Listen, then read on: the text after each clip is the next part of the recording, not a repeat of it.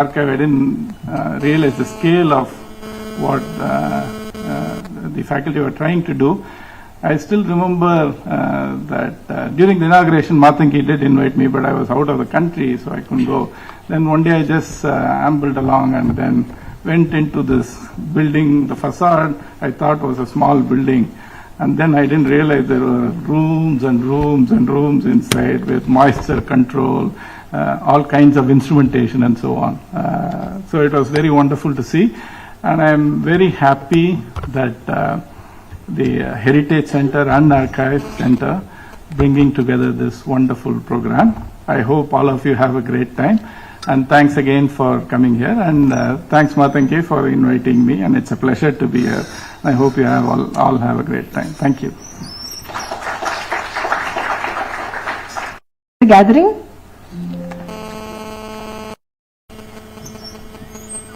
Professor Raghunathan Rangaswamy, the Acting Director of IIT Madras, Dr. Mathangi Krishnamurthy, who gave the welcome address, my good friend, actually he's much older than me, so I won't call him my friend, but distinguished politician, family friend, Tirumani Shankar, Mrs. Iyer, the Director of the Archive, Dr. Ponarasu, who I just met, the many representatives from MIT, starting with the kind of visionary of the project, Dr. Sana Iyer, Dr. Ranu Bopana, of the former president of the Alumni Association, Professor Hamsa Balakrishnan, the Associate Dean. If I missed anybody, my apologies. And all of you who have come to be part of this very important and I think interesting opening today. Welcome, good evening. Thank you for having me here. And only after I walked in here I recognized that I've been in this hall before. I come every so often, such a huge campus I lose track of where I've been. But as I was coming, I was thinking to myself, I've had the luxury now in the last couple of weeks of being chief guest or guest of honor at half a dozen campus events, including alumni events at the College of Engineering Gindi, one of the oldest engineering, in fact the oldest engineering college in India. My own REC Trichy, now called NIT Trichy, here, and then colleges of very different nature like Stella Maris and WCC and Adithanar and all these things. And I was thinking, what is it that creates great institutions? How do we, and sometimes they're able to do it in 20, 25 years, sometimes it takes 50, 60, sometimes it only lasts 70, 75. How do you create institutions where continuously you set the bar very high and you create a culture and sustain a culture so that whoever passes through it can be in some way shaped and identified to that institution? Because at the end of it, buildings are buildings, land is land. People are very important, but people are transient. Even the longest serving professors or administrators, don't serve for more than a couple or 3 or 4 decades. And then these institutions last 100, 150, 200 years to be centers of excellence. And I think, of course, there are many answers, but part of it has to be about creating a particular culture, and the culture of every institution is different in its own way. Even those of excellence, they have some things in common, but every institution is different. I was reminded of that just about 3 or 4 days ago. I had the pleasure of being chief guest at what they call an IAP tour. For those who've gone to MIT, the students get together and travel overseas during the independent activities period between semesters. And there were about 18 or 19 Sloan students who were here in Chennai as part of their India experience. And they were from all countries and at all fields they had come from. But once you spend time with them, you started seeing the commonality of the culture, not just between them, but between them and somebody like me who had graduated 20 plus years ago from the same institution. So whatever that is, I think the 2 or 3 components that are becoming more acknowledged and recognized and respected and therefore supported are things like expanding even the greatest technical institutions into the social sciences and investing in things like archives. I think these are now becoming very, very well recognized. In fact, I was reminded of two things that about a year ago I took my son on a college tour of the US, and I spoke at many colleges, and I also took him to other colleges where I wasn't speaking, but because of my good friend Dr. Duflo, she had asked me to, Professor Duflo had asked me to speak at my old school. And so I said, why don't you just go and attend the campus tour. It was November or something of 23, I think, or maybe 25, lost track, 23. And it so happened I had a little time, so I went and sat with him, and I was shocked when the student who was leading the tour, she said, just so you know, if you come to MIT, it doesn't matter what major you can take nuclear engineering, you can take astrophysics, you will have to take so many courses in the humanities in your first year. And that's, coming from one of the premier institutions in technology in the world. And I must say that I had slightly broader education than Raghu, because he never saw the social sciences. But when I was at the Sloan School, one of the courses I remember the most was a course called Literature, Ethics and Authority.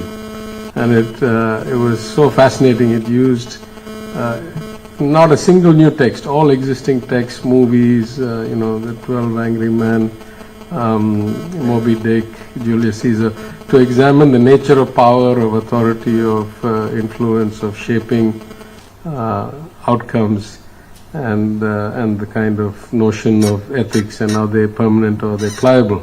And so I remember that still long after I've forgotten a lot of my finance courses and my derivative contracts and stuff like that.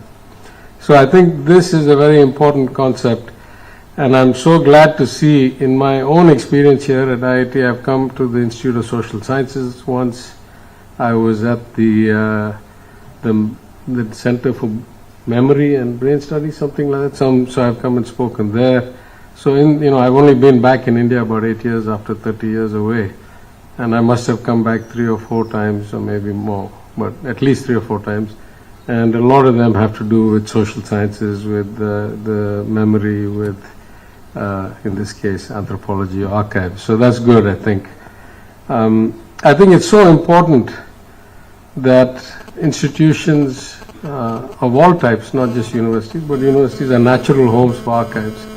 But every culture, every society requires a good archive, I think. And sometimes when I look around me, I feel like relative to the Europeans, relative to some of the best archivists of the last, let's say, 10 centuries, Tamil society has not been so good at creating archives. We have brilliant literature.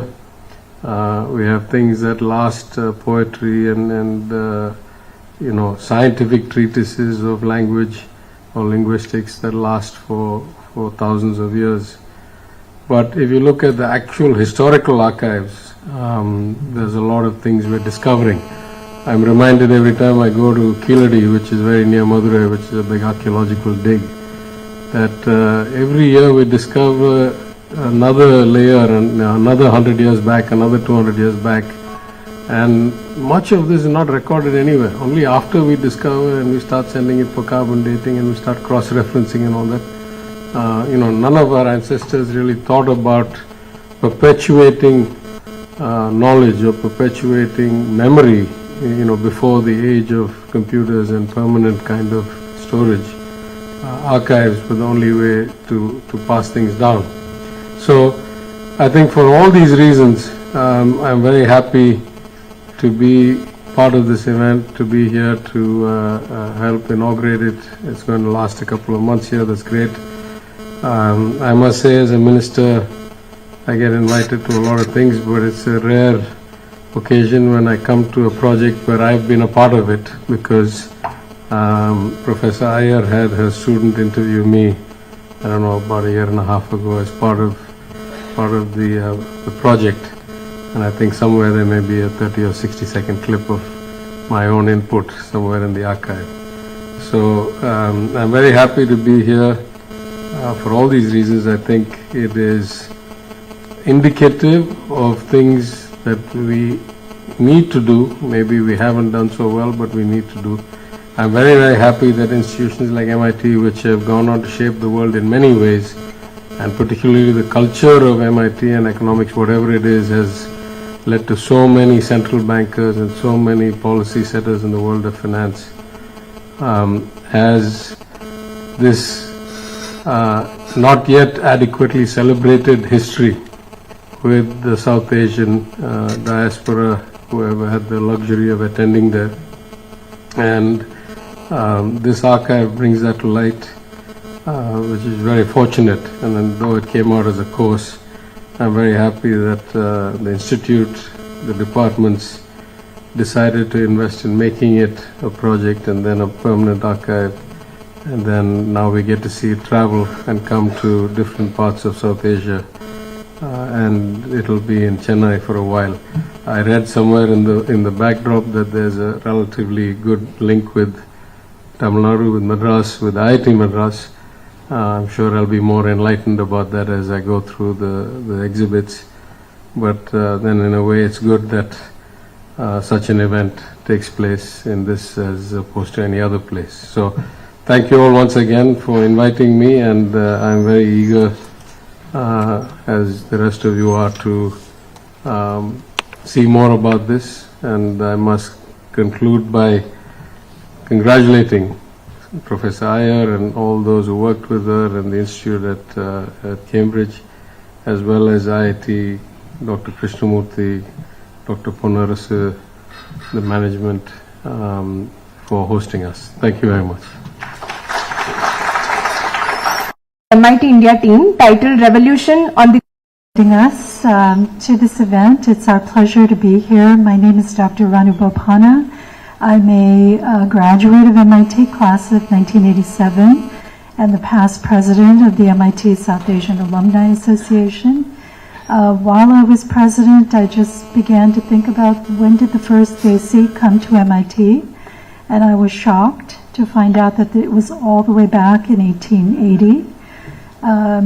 At that point, I said we have to have a project about this, and luckily I was able to find both Professor Iyer and Nareen Das, and this has been a true labor of love. We are so excited to be here today. I hope you get to see the exhibit, which is in the Heritage Center. I want to thank Mathangi especially for inviting us to bring it here. We also have a digital website, which you can find if you Google MIT South Asia Institute. And as part of this project, we have made a couple of films to tell the story. And I think you will really enjoy, I hope you'll watch all of our films, but I think you'll really enjoy this one. It's called Revolution on the Ganga. It is about the connection of MIT and the IITs, and you will find that IIT Madras is heavily represented in this film. So enjoy.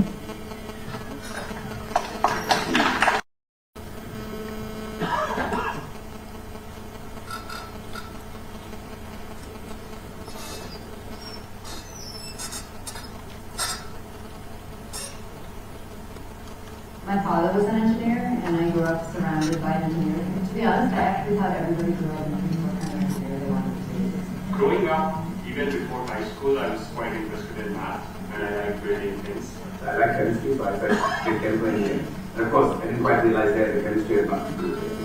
In 1968, India didn't really have so many higher education institutions.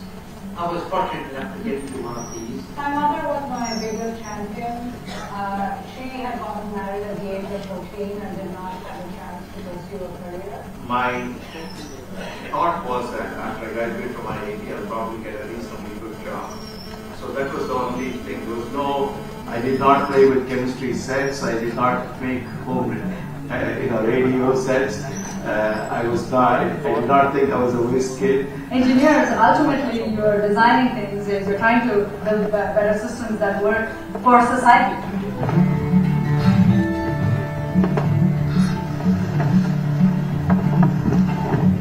KIAP, the Kanpur Indo-American Program, turns scientists into practitioners, academics into diplomats, and engineers into revolutionaries. At the end of World War II, America positioned herself as the champion of the rapidly decolonizing free world. In October 1949, President Truman signed the International Technical Cooperation Act, marking a significant turn in American foreign policy toward engineering diplomacy. It aimed at curbing the influence of the Communist Soviet Union in developing countries by offering them scientific and technical assistance.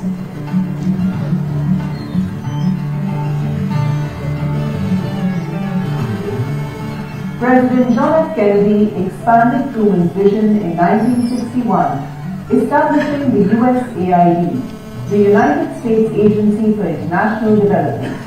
Kennedy sought a diplomatic opening to India through a USAID contract to support IIT Kanpur with MIT at its helm. In Kanpur itself, KIAP, Kayak program, was a consortium of 9 American universities.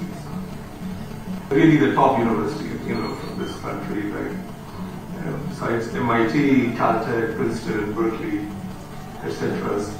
The IITs were set up by Prime Minister Jawaharlal Nehru in the early 1950s to modernize India. He believed that engineers would reopen the window between India and the world through technology. But Nehru had publicly declared that India's foreign policy would not be dictated by the Cold War alliances of the American and Soviet blocs. Instead, he was keenly focused on steering India's industrialization through technological and scientific expertise with international assistance. Britain, Germany, and the Soviet Union supported the IITs in Delhi, Madras, and Bombay. This was the period of the Cold War between the United States and the Soviet Union, and that really played a big role in this because the Soviet Union, Soviet engineers were on the ground in Bombay, and so Americans really wanted Kanpur to be sort of a symbol of American technological prowess and technological might. MIT, I think, always had a global vision of itself, its idea of using science and technology to build a nation, to develop industries, was really fundamental to MIT throughout its history. Since the Second World War, when the radiation lab began to work with the US military, MIT had been closely associated with the United States government. Nehru had visited MIT in 1949, and when USAID offered the institute the Kanpur contract, MIT's President Julius Stratton sent Norman Dahl to India to advise him on whether or not to take this on. The original director of IIT Kanpur, P.K. Kelker, had this vision really of breaking out of older systems of engineering education, some that had come from the British, to really implement American ideas. He thought it was such a great marriage between him and Kelker, the director. Absolute meeting of minds. So he loved it, because that two of them together really built IIT Kanpur. What they wanted to do was to actually offer exactly the same curriculum that was being offered in MIT at that time. Right? So I'm actually a group of those students who got it 100% what was being done here. Exactly the same curriculum. The style of teaching, style of everything was so different in IIT Kanpur that most of us as students were just absolutely gaga as to what is this place.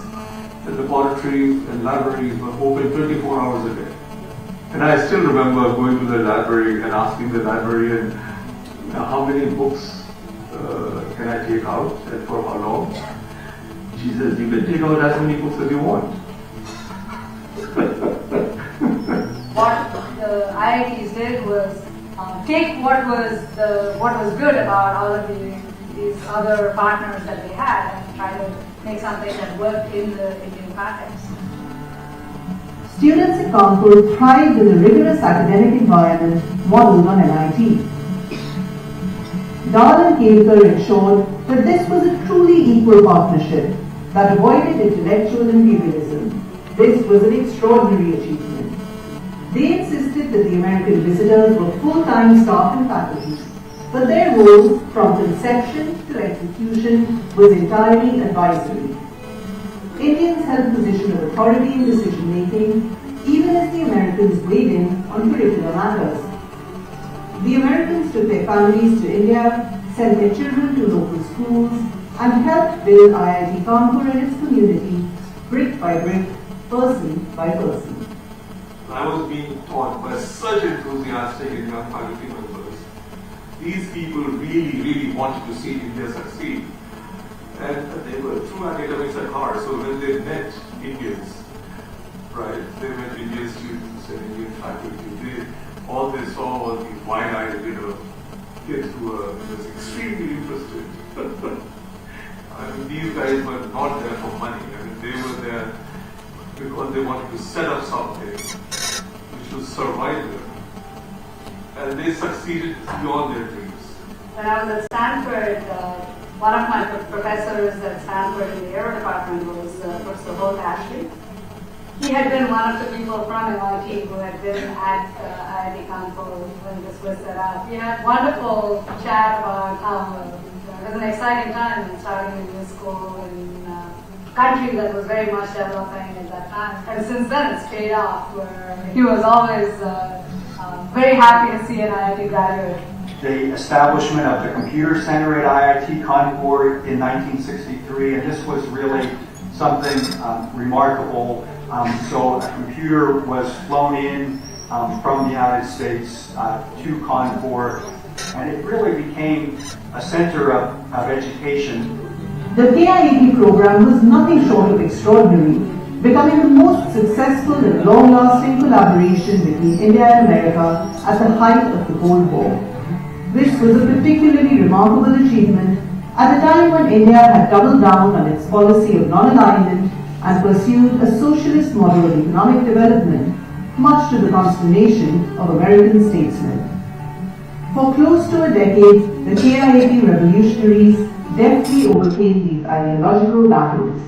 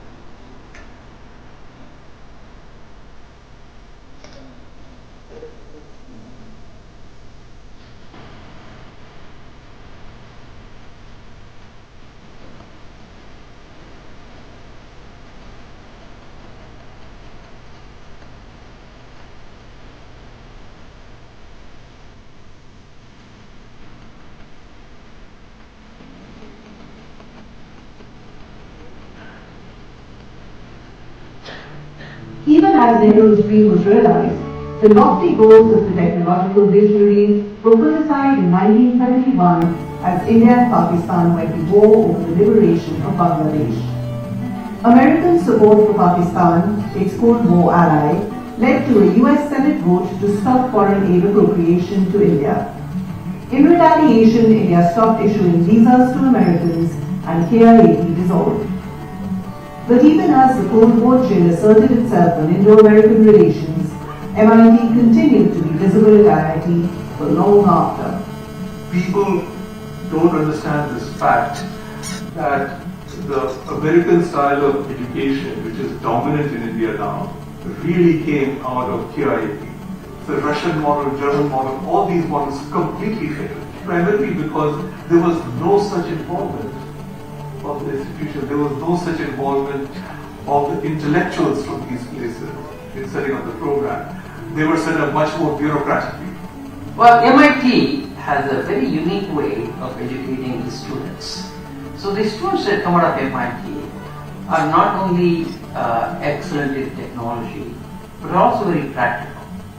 And so combination of innovating and applying that innovation to practical problems is what distinguishes MIT students. There was a lot of stuff which happened in the MIT undergrad world, which had happened to me in the IIT undergrad world. So I think we were very well rounded and quite well versed in a variety of things which a normal undergraduate here was not well versed in. So I think that it was a tremendous education, and at that time it was very little money.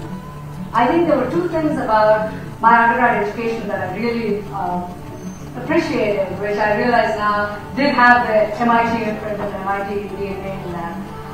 The first was that in the IITs, even though the major, the branch, you choose when you start.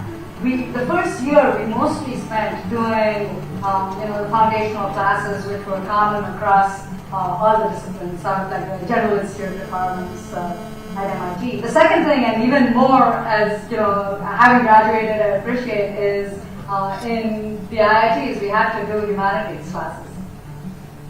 Even though it was an engineering program, and that's something that at MIT too is, all students have to do a certain number of humanities classes. How do you solve engineering problems in an extremely resource-constrained environment?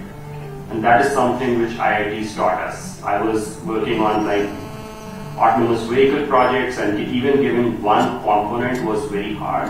One thing I feel that has helped the most is the confidence it gives you to go to IITs and the network of friends who are also doing amazing things everywhere in the world. The IITs have been set up as elite institutions not intended for mass education. Only a tenth of those who applied got in, even in the KIAP years, and most of them were men. In my class, there were 6 women and about 350 students. Oh, it was pretty rough. It was quite brutal, in fact.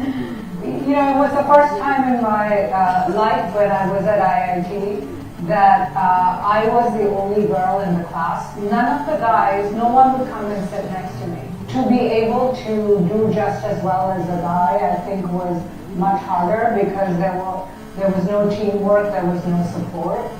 And then, when I reflect back at that time, it used to kind of infuriate me a little because the guys would get a cheap thrill out of taking the air out of our bike tires. Most of the departments, including the one I went to, at that time there were no women faculty members at all. And all of the boys would, they lived in the hostel together. Everybody in that department lived in the same hostel. They all studied together. They had papers from the previous exams. They had everything. Optimistic because you didn't understand exactly what that was about. So there were lots of things like that where you just couldn't figure this out. You had to do it on your own. And then there was just the constant harassment and the constant the condescension, this constant undermining of your own self-esteem. This was 1972. IITs had already established themselves as top institutions in engineering within India and also gaining recognition outside of India. Even at that time, there were, you had to take the national exam. It was a very, very competitive process. My background was such that neither of my parents went to university. They don't have a university degree. And unlike most of my classmates at IIT whom I met, who had the opportunity for significant coaching for IIT, I did not have any. The competition to get into the IITs and succeed there was intense, unevenly brutal, and often invisible. Some held on to the hope of a well-paying job in India after graduating. Others dreamed of the chance to go overseas for further studies. In 60s and 70s, IITs graduated a few students, maybe 1,000. They were doing a pretty good job in bringing the students up to speed on the state-of-the-art technologies. But we didn't have exposure to those technologies. When I graduated from IIT Chennai, I majored in electronics and computers, but I'd never seen a computer in my life before. So at that time in India, the opportunities were far fewer than today. We had very good education at IIT, but research was not on the radar screen of any of the IITs at that time. Perhaps for all IITs, and especially IIT Madras, more than 80% of the graduates went for higher studies, and pretty much everybody came to the US. Even as an undergraduate, I was working on Juggalo, which was India's first nanosatellite project, and Boeing's autonomous vehicle. And all these projects kind of inculcated a wish to do deep research. And US was one of the best places which has graduate research going on. So that was the big motivation. And not surprisingly, a lot of the graduates from my batch come to US for their PhDs. The 1965 U.S. Immigration and Naturalization Act opened up immigration and citizenship to Asians after nearly half a century. The Act prioritized highly educated immigrants like the IITians, who were amongst the earliest to take advantage of the opening up of America. Many found a home at MIT. My mother played a very pivotal role. I did have very good grades at IIT. I did very well.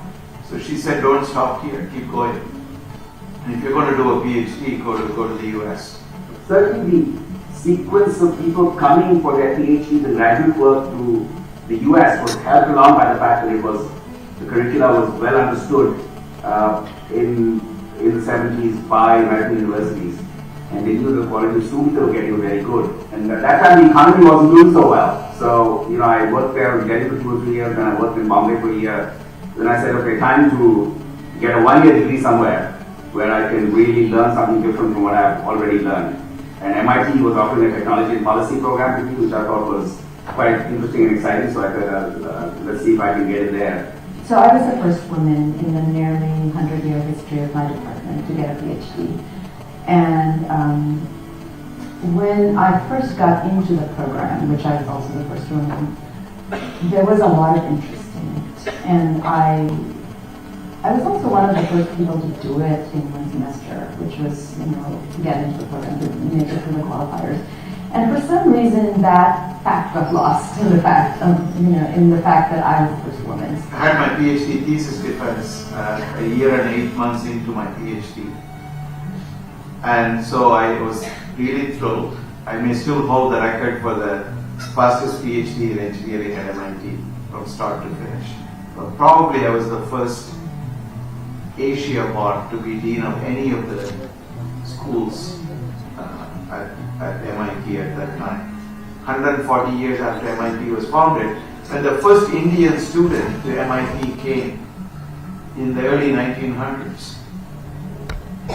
So it took a long time for Asians to have leadership roles, even in institutions that are highly international and cosmopolitan like MIT. Before me, there is nobody from IIT in MIT, right?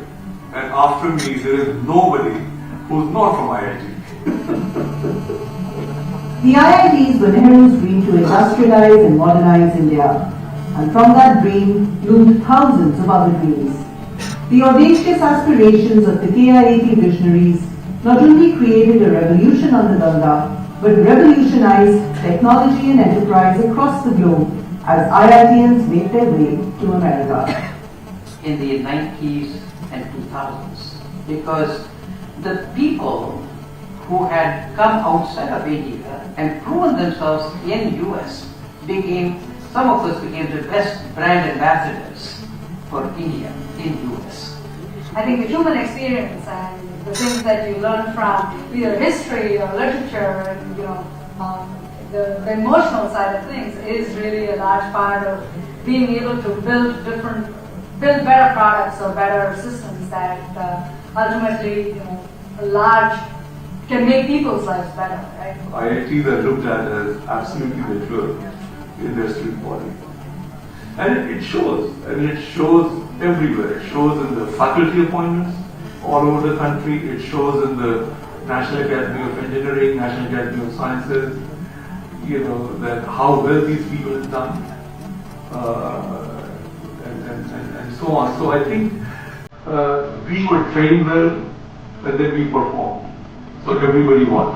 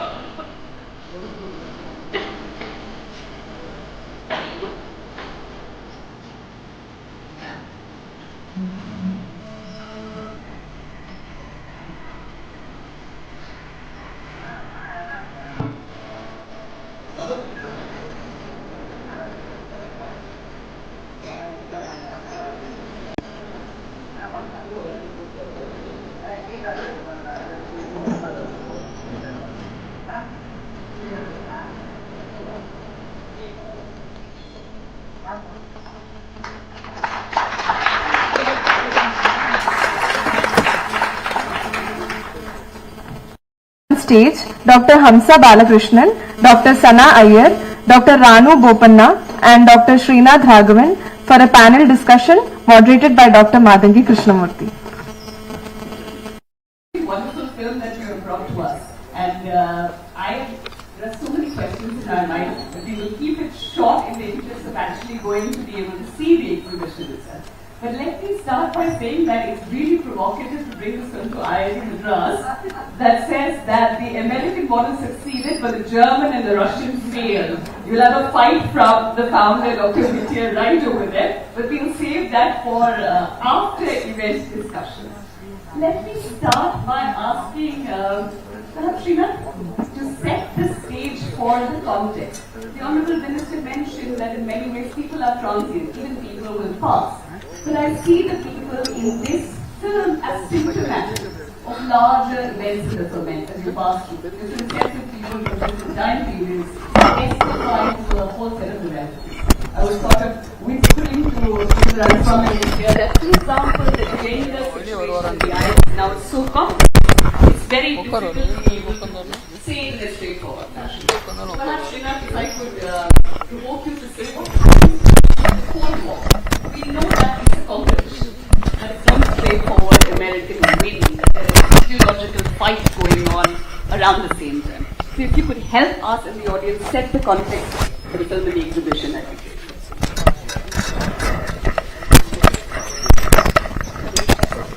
Thanks, Madam. And